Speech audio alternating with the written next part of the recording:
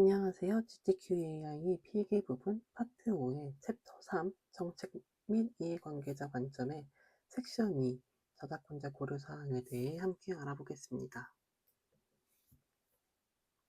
우선 저작권자라는 것은 이제 디자이너는 생성형 AI를 활용하는 동시에 권리 보호 주체이자 AI 학습 활용 구조에서 권리 침해 위험이 높은 위험 노출이 이제 있는 이해관계자 로서의 이제 저작권자이다라는 것을 이제 기억해 주시면 되고요. 그래서 이제 미국이나 해외에서는 AI 단독 생성물을 등록을 이제 제한한다거나 인각 개입 여부를 검토하는 기준을 적용하고 있습니다.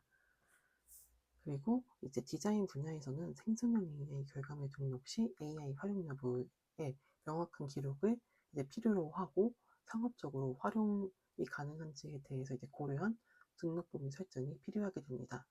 그래서 이제 저작권자 같은 경우에는 이제 뭐 좀 더 저작권자가 어떤 사람인지, 그리고 이제 저작권자이기도 하면서 이제 좀 더 이제 다른 사람의 저작권을 침해할 수도 있는 것으로 이제 점점 변화하고 있습니다. 그래서 먼저 저작권자일 경우에 가장 고려해야 될 사항 중에 하나가 생성형 AI를 활용할 경우에는 생성형 AI는 대규모 저작물을 이제 학습 데이터로 활용하다 보니 이제 대규모 저작물 학습 데이터로 인해 원 저작권자의 이제 저작권을 이제 침해하지 않았는지에 대한 이제 우려가 항상 이루어지기 때문에 이제 학습 데이터로 사용된 저작물이 과연 문제가 되는지 안 되는지에 대해서 항상 고려하시고서 하셔야 한다라는 것을 기억해 주시면 됩니다. 왜냐하면은 이제 그 인간 같은 경우에는 이제 생성형 AI를 사용하는 모든 인간은 이제 저작권자이지만 저작권자가 될 수 있지만 이제 저작권을 침해할 수도 있기 때문에 항상 학습 데이터로 사용된 저작물에 대해서 이제 문제가 있는지 없는지에 대한 확인이 필요합니다. 그래서 이러한 저작권자의 우려사항 중에서 가장 크게 나타나는 게 세 가지로 저는 볼 수 있다고 생각을 하는데요.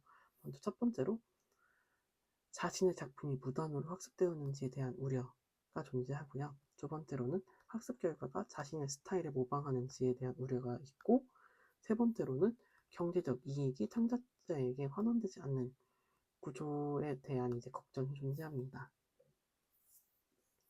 그리고 저작권자를 현실적으로 위협하는 요소들 같은 경우에는 먼저 저작권자 입장에서의 우려사항은 AI 결과물이 자신의 기존 작품과 유사하게 활용되는지에 대한 이제 상황들이 발생하기 때문에 이제 이러한 상황들이 위협이 될 수 있고, 그리고 이제 구성의 유사성이나 색감의 분위기, 그리고 캐릭터 설정, 브랜드 아이덴티티 등과 관련돼서 이제 디자인에서 침해 여부의 이제 판단의 주요 기준이 되는 것이 또 이제 저작권자에게는 현실적인 위협으로 다가올 수도 있습니다.